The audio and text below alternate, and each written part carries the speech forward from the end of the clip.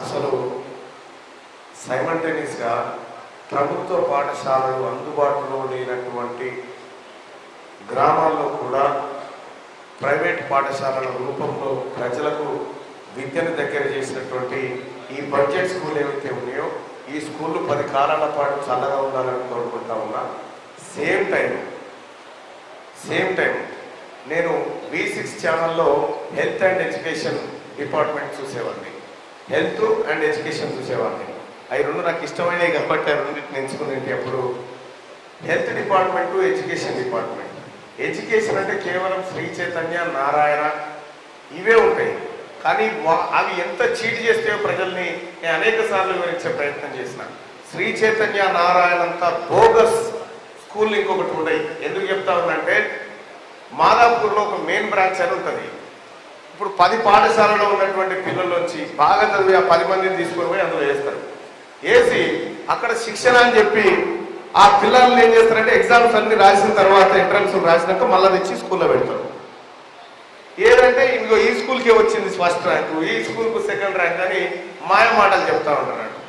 ఇట్లా నేను శ్రీ చైతన్య నారాయణ మీద ఒక దండయాత్రనే చేసిన కొంతకాలం పాటు. సరే, ఆ కార్పొరేట్ వ్యవస్థని ఖతం చేసే జిమ్మేదారి నాది. రెండో విషయం, ఈ బడ్జెట్ స్కూళ్ళని కాపాడుకునే బాధ్యత కూడా నాదని చెప్పి తెలియజేస్తా ఉన్నా. ఇక హెల్త్ కార్డ్స్ అని ఒక మంచి అంశాన్ని తెర మీద తెచ్చినారన్న. ఈ హెల్త్ కార్డ్స్కి సంబంధించి ఒక పూర్తి నోటు కనుక నాకు ఎమ్మెల్యే గారి ద్వారా కానీ ఎక్కడన్నా అందచేయండి. ఎందుకంటే నేను గతంలో ఒక ఇన్సూరెన్స్ కంపెనీతో మాట్లాడినా, అమెజ్ ఇన్సూరెన్స్ కంపెనీ అని కంపెనీతో మాట్లాడినా. నేను అప్పుడు ఈ అన్ఎంప్లాయ్మెంట్ యూత్కి చేయిద్దాము, కొంత భరోసా ఉంటుందని దాన్ని కొంత మాట్లాడినా. అయితే మీరు చెప్తున్నటువంటిది ఎట్లా ఉండబోతుంది, దాని విధి విధానాలు ఎలా ఉండాలనేది ఒక నోట్ తయారు చేసి ఇవ్వండి సార్. నాకు అది ఆలోచన ఉంది.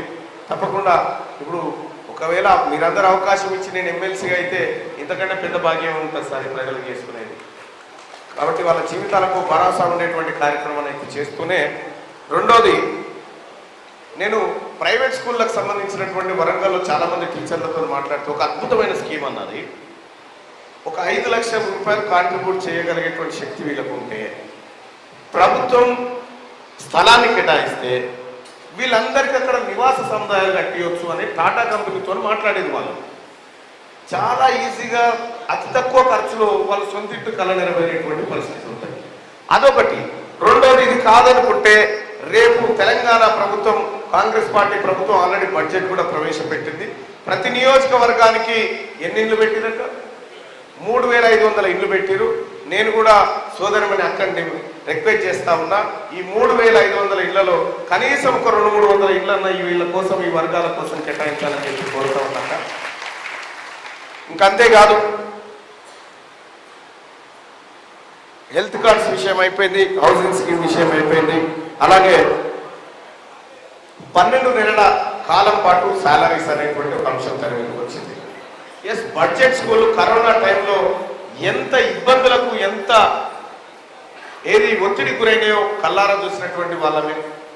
ముఖ్యంగా అటు యాజమాన్యానికి డబ్బు వచ్చే పరిస్థితి లేదు, ఇటు ఉద్యోగస్తులకు డబ్బు ఇచ్చే పరిస్థితి లేదు, ఇటు తల్లిదండ్రుల దగ్గర డబ్బు ఉండే పరిస్థితి లేదు. ఈ 3 వైపుల నుంచి ఇదొక చాలా బాధాకరమైనటువంటి విషయం జరిగింది. నేను ఆ రోజు ప్రభుత్వానికి చెప్పిన, ఏమని ఇయ్యవా ఫస్ట్ ఆ యాజమాన్యాలని వాళ్ళు కూర్చోబెట్టుకునే ఏదైనా సహాయం చేయవా అంటే ఆ పల్లా రాజేశ్వర రెడ్డి అసలే పట్టించుకోలేదు. ఇప్పుడు చెప్తా ఉన్నాం, మీకు కావాల్సింది 1 నెల అదనపు శాలరీ అంతే. ఇది యాజమాన్యాలు అరేంజ్ చేస్తలేనప్పుడు ప్రభుత్వం చొరవ తీసుకొని కొంత కాంట్రిబ్యూట్ చేసేటువంటి పరిస్థితి రావాలి.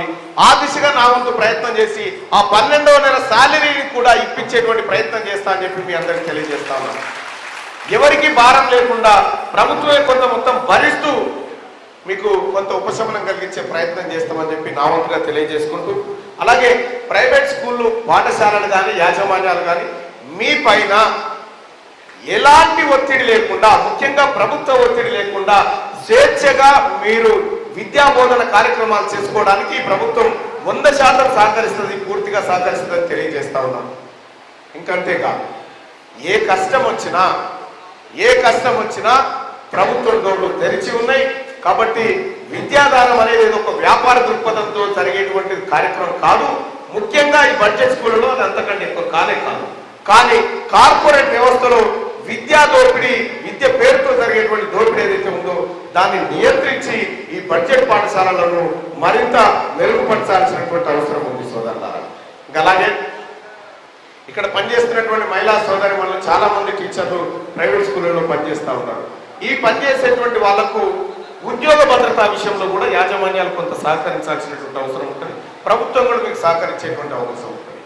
ఉద్యోగ భద్రత, 12 నెలల పాటు జీతము, ఒక హెల్త్ కార్డు, ఒక ఇల్లు, ఈ అంశాలు కనుక ఈ టీచర్లకు, ఈ ప్రైవేట్ టీచర్లకు చేరగలిగితే ఇంతకు మించి ఈ ఉద్యోగస్తులు పెద్దగా అడిగేటోళ్ళు కాదు, వాళ్ళు అంతటితో సంతృప్తి పడేవాళ్ళు. ఈ అంశాలన్నింటినీ నేను నోట్ చేసుకున్నా. ఖచ్చితంగా ప్రభుత్వం ద్వారా మీకు ఇందులో కొంతమేరకైనా నేను న్యాయం చేసి చూపిస్తానని చెప్పి మీ అందరికీ హామీ ఇస్తా ఉన్నా సోదరిమణులారా.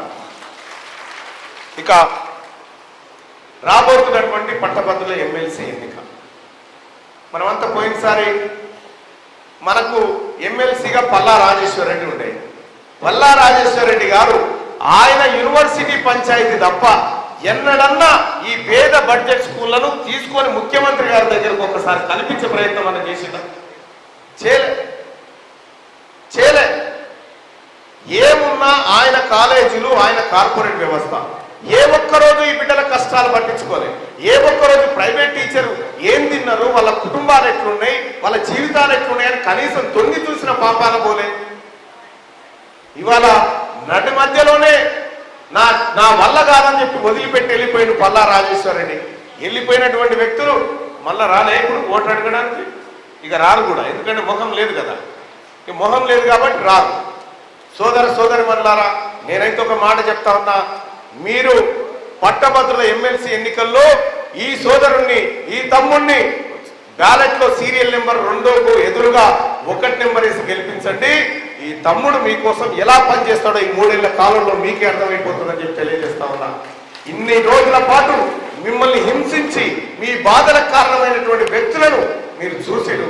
ఒక్కసారి అవకాశం ఇచ్చి చూడండి అన్న. సోదరులారా, సోదరిమణులారా, ఈ తమ్ముడు మీ తోడబుట్టిన తమ్ముడులా పనిచేస్తానని చెప్పి మీ అందరికీ హామీ ఇస్తా ఉన్నా. ఇంకా పట్టభద్రుల ఎమ్మెల్సీ ఎన్నికకు సంబంధించి వస్తున్నటువంటి అభ్యర్థులు వాళ్ళు ఎవరో ఏమి తెలియదు. ఒక మాట మాత్రం చెప్తా. తీన్మార్ మల్లన్న ఎవరు, ఇప్పుడు పోటీ చేస్తున్నటువంటి అభ్యర్థులు ఎవరు? ఈ తీన్మార్ మల్లన్న ఆఫీస్కు, క్యూ న్యూస్ ఆఫీస్కు రోజు వందలాది మంది బిడ్డలు వస్తారు నా దగ్గర. ప్రతిరోజు సెక్రటేరియట్ కాడ ఎంతమంది ఉంటారో మన ఆఫీస్ కాడికి అంతమంది వస్తూ ఉంటారు. వచ్చి వాళ్ళ కష్టాలు చెప్పుకుంటారు, వాళ్ళ కన్నీళ్లు చెప్పుకుంటారు, వాళ్ళకి ఏమైనా ఇబ్బంది అయితే చెప్పుకుంటారు. తక్షణమే వాళ్ళకు పరిష్కారం చేసి వాళ్ళ కుటుంబాలను ఆదుకొని వాళ్ళని క్షేమంగా ఇంటికి పంపించేటువంటి కార్యక్రమం చేస్తాం. ఓడిపోయినప్పటికీ కూడా, పోయినసారి ఎన్నికల్లో పల్లా రాజేశ్వర రెడ్డి నా మీదనే గెలిచిండు. ఓడిపోయినా కూడా ఒక్క రోజు కూడా ఖాళీగా లేకుండా ఈ పేద ప్రజల కోసం, ఈ పేద బిడ్డల కోసం పనిచేసిండు తీన్మార్ మల్లన్న. నా దగ్గరికి అనేక మంది పేద పిల్లలు, చిన్న పిల్లలు వస్తారు నా దగ్గరికి. చిన్న పిల్లల్ని తీసుకొని వస్తారు. వాళ్ళకు ఆపరేషన్లు చేయించాలి, వాళ్ళ కష్టాలు ఉంటాయి, తల్లిదండ్రులు పేదవాళ్ళు ఉంటారు. ఇప్పటి వరకు వాస్తవానికి నాకు ఒక ఆలోచన వచ్చింది. ఎప్పుడు వచ్చిందంటే, నాకు కూతురు ఉంది. ఆ కూతురు 74% వికలాంగురాలు. ఆ వికలాంగురాలైనటువంటి ఆ బిడ్డను చూసిన తర్వాత నా బిడ్డలాగా ఏ బిడ్డ ఉండకూడదని చెప్పి అప్పటి నుంచి నేను దాదాపు 200 మంది పేద బిడ్డలకు ఆపరేషన్లు చేయించి వాళ్ళ జీవితాలను కాపాడేటువంటి ప్రయత్నం చేశాను. అంటే అంతేకాదు, నా దగ్గరకు వచ్చేటువంటి పేద పిల్లలు, చదువుకున్నటువంటి పిల్లలు ఎవరైతే ఉంటారో, మంచిగా చదివేటువంటి పిల్లల్ని అనేక మందిని ఇవాళ అమెరికా, రష్యా అక్కడక్కడ తోలించి పెద్ద యూనివర్సిటీలో నా సొంత డబ్బుతోని మీ అందరి సహకారంతో చదివిపిస్తా ఉన్న సోదరులారా. తీన్మార్ మల్లన్న ప్రొఫైల్ ఇది. నా మీద వందలాది కేసులు కేసీఆర్ పెట్టాడు. వందలాది కేసులు పెట్టి నన్ను జైల్లో పెట్టి నన్ను హింసకు గురి చేసి నా ఆస్తులు ధ్వంసం చేసి నా పైన హత్యాయత్నాలు చేసి నాకున్నటువంటి ప్రతిరోజు నా బిడ్డలు, నాకు 2 కూతుర్లు, వాళ్ళిద్దరు నేను లేకపోతే అసలు నిద్రపోరు. అటువంటి బిడ్డలు డాడేడి అని ఏడుస్తూ ఉంటే, నేను జైల్లో ఉంటే ఈ పేద ప్రజల కోసం కొట్లాడుతున్నాను జైల్లో వేసాడు కేసీఆర్. ఆ రోజు కూడా వెనక్కి తగ్గలేదు, వెనక్కి లొంగలేదు. ఎప్పటికైనా నేను చెప్పిన నా బిడ్డలకున్న భవిష్యత్తే బయట బిడ్డలకు కూడా ఉండాలనేటువంటి వాళ్ళ హక్కుల కోసం పోరాడుతున్నటువంటి తీన్మార్ మల్లన్న. కాబట్టి సోదరమణులారా, మీ పిల్లల భవిష్యత్తుకు జిమ్మెదారి నాది, మీ భవిష్యత్తుకు జిమ్మెదారి నాది. ఒకవేళ నేను మీ భవిష్యత్తును మార్చలేకుంటే రాజీనామా చేస్తా తప్ప రాజీ పడనని చెప్పి మీ అందరికీ తెలియజేస్తా ఉన్నా. పట్టభద్రుల ఎమ్మెల్సీ ఎన్నికల్లో బ్యాలెట్ పేపర్ లో సీరియల్ నెంబర్ 2 ఎంతన్నా? Serial number 2. ఈ సీరియల్ నెంబర్ 2కు ఎదురుగా 1 నెంబర్ వేసి ఆ డబ్బాలో వేసి రావాల్సిందిగా మీ అందరినీ కోరుతున్న సోదరులారా, నాకు ఈ పదవులు అలంకార ప్రాయం కోసం కాదు, ఒక బాధ్యత కోసం అడుగుతా ఉన్నా, ఈ జీవితాలను మార్చాలని అడుగుతా ఉన్నా.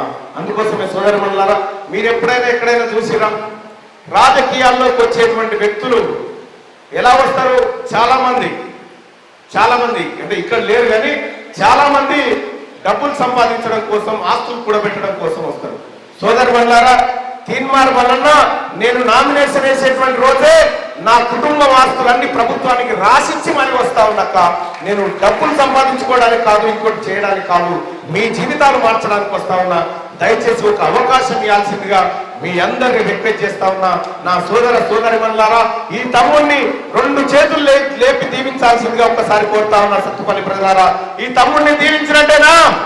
చేతులు లేపి ఒక్కసారి ఆశీర్వదించండి అక్క, మీ తమ్ముడిని ఒక్క చేతితో ఆశీర్వదించండి అన్నా. ధన్యవాదాలు. రాబోయేటువంటి అలాగే 98 DSC 2008 DSC బాధితులు ఎవరైతే క్వాలిఫైడ్ అభ్యర్థులు ఉన్నారో త్వరలో మీరు గుడ్ న్యూస్ ఉంటారన్నా. ముఖ్యమంత్రి గారితో కూడా అది మాట్లాడుతూ ఉన్నాం. Don't worry. Thank you so much అన్న. నాకు ఎందుకంటే మిగతా కార్యక్రమాలకు హాజరు కావాల్సింది కాబట్టి మీ అందరి ప్రేమ అభిమానంతో నేను ముందుకు పోతా ఉన్నా. మొదటి ప్రాధాన్యత ఓటేసి గెలిపించాల్సిందిగా కోరుతా ఉన్నా. జై కాంగ్రెస్.